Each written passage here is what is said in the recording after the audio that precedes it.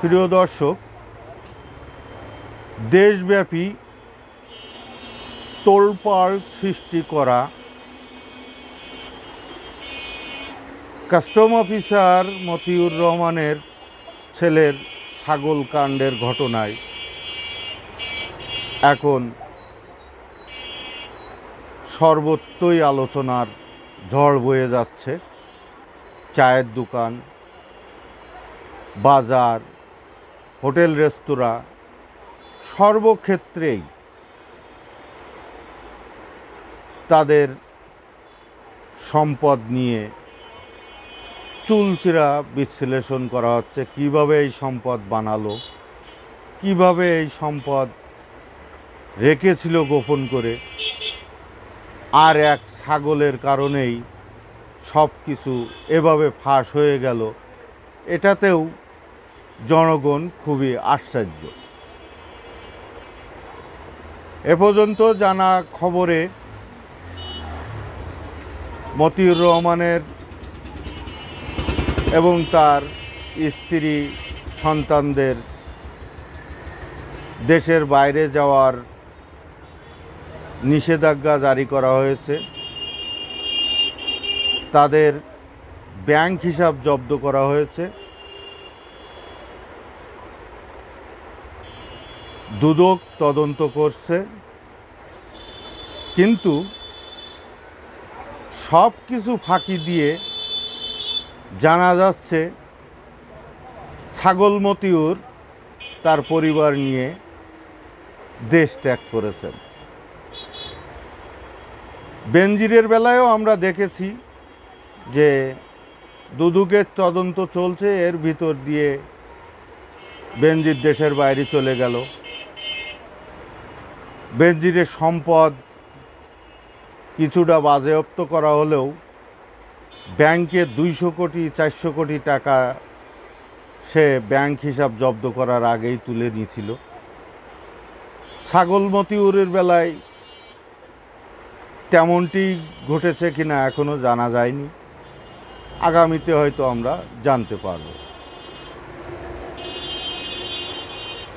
একটি পত্রিকায় আসছে যে ছাগল মতিউর তার সম্পদ বিক্রির জন্য জোর চেষ্টা চালাচ্ছেন। অনেক সম্পদ তিনি বিক্রিও করেছেন, এমন খবর নিশ্চিত হওয়া গেছে। এবং এসব করতেছেন তিনি বিদেশে বসে তার নিজের লোকদের মাধ্যমে। এবং ওই খবরে আসছে যে মতিউর রহমান ন্যাড়া হয়ে মাথার চুল ফেলে, যাতে মানুষ চিনতে না পারে, ডাঙ্গা বর্ডার দিয়ে প্রথমে ভারতে গেছেন, সেখান থেকে তিনি দুবাই চলে যাবেন। কতটা সত্য মিথ্যা পরে জানা যাবে। ইত্তেফাকের এক খবরে বলা হয়েছে ছাগল কাণ্ডে মতিউর 2 স্ত্রী ও 5 সন্তানের ব্যাংক হিসাব জব্দ করা হয়েছে।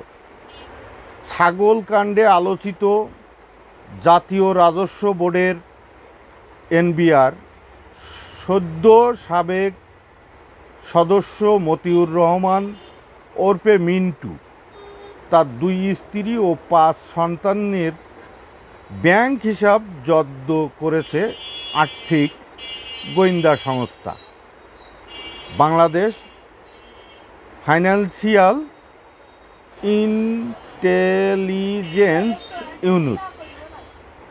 একই সঙ্গে তাদের মোবাইল আর্থিক সেবার এমএফএস হিসাব ও শেয়ার বাজারের বেনিফিশিয়ারির অনার্স বিও হিসাব জব্দ করার নির্দেশ দেওয়া হয়েছে। ফলে পরবর্তী নির্দেশ না দেওয়া পর্যন্ত এসব হিসাব আর কোনো লেনদেন করা যাবে না। যাদের ব্যাংক ও বিও হিসাব স্থগিতের নির্দেশ দেওয়া হয়েছে তাদের মধ্যে রয়েছেন মতিউর রহমান, তার প্রথম স্ত্রী রায়লা কানিজ, প্রথম স্ত্রীর মেয়ে ফারজানা রহমান স্মিতা, প্রথম স্ত্রীর ছেলে আহমেদ তৌফিকুর রহমান, দ্বিতীয় স্ত্রী শাম্মী আক্তার শিবলি, দ্বিতীয় স্ত্রীর মেয়ে ইফতিমা রহমান মাধুরী, দ্বিতীয় স্ত্রীর ছেলে মুশফিকুর রহমান ইফাত, দ্বিতীয় স্ত্রীর ছেলে ইরফানুর রহমান এরফান। ওই 8 জনের ব্যাংক এমএফএস ও বিও হিসাবের যাবতীয় তথ্য চেয়ে বিএফআইইউ আগামী 5 কর্মদিবসের মধ্যে তাদের ব্যাংক হিসাব খোলার ফরম, কেওয়াইসি ও লেনদেন বিবরণী জমা দেওয়ার নির্দেশ দেওয়া হয়েছে।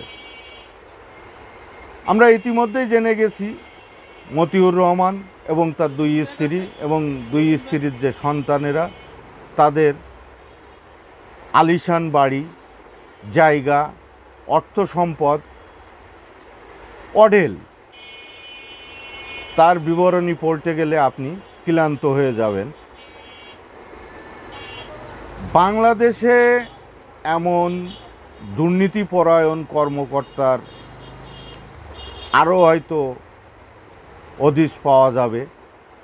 আমরা সবেমাত্র 2-4 জনের কিছু জানতে পেরেছি।